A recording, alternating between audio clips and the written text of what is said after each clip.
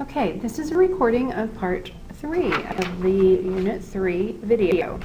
So if you look at your paper, if you will notice that number 1 you already did. Number 2, it says, what is the ratio of the circumference of the diameter of a circle with the radius of 4? So the first thing it asks is to find the circumference. So I do 2 pi r, and then you find that your answer, when you plug it into the calculator, is 25.1.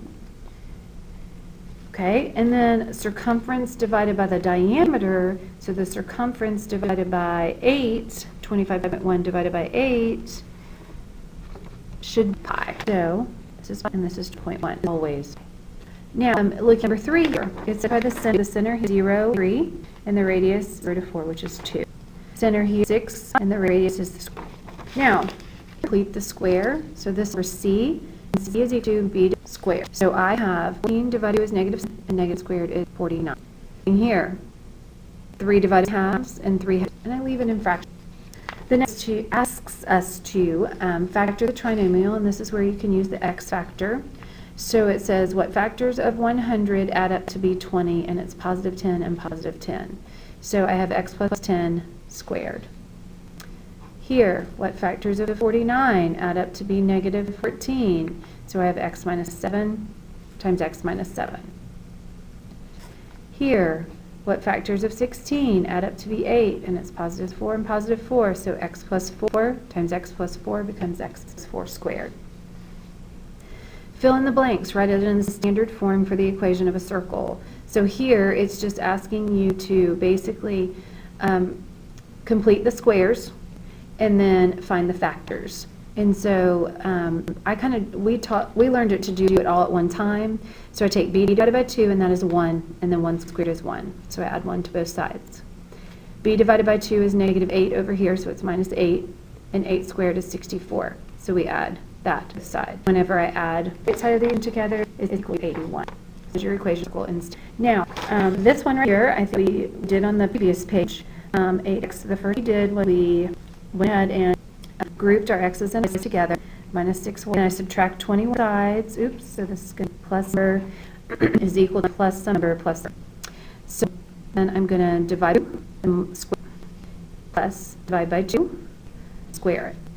And so that's equal to 4. And so then graph it, it becomes 4, 1, 2, 3. And then square root of 4, and I draw my graph. It looks something similar to that. It's not perfect and it's small. Okay, moving on along to number 7, it says to determine the center of the circle, so you have to complete the square again. So basically, and I don't even have to write it, and I don't necessarily have to know what r squared is, so I can just work on it this way.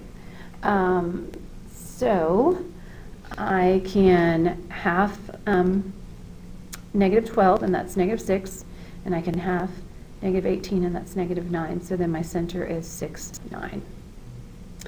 Now, number 8 and 9 are very similar to ones that we did previously, but this time it says the non-shaded part.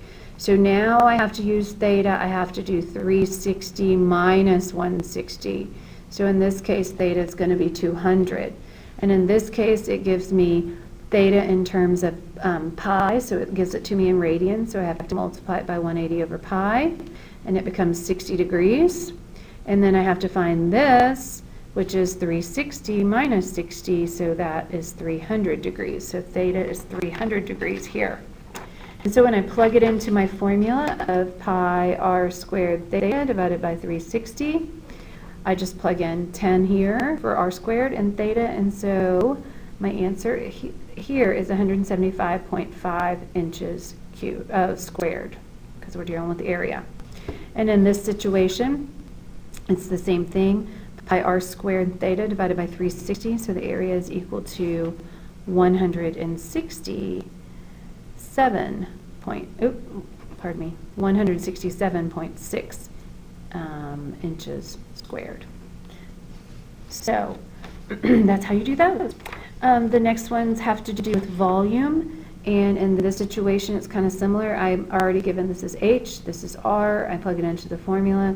Pi r squared h divided by 3 of the cone And so when I plug that into the calculator, it becomes 18 pi, which is 56.5 yards cubed.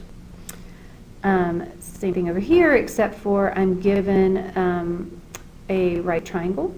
So I have to say h squared plus 5 squared is equal to 15 squared, because I'm given the slant height or the hypotenuse. So 15 squared minus 5 squared, and that's 200, so h squared is equal to 200.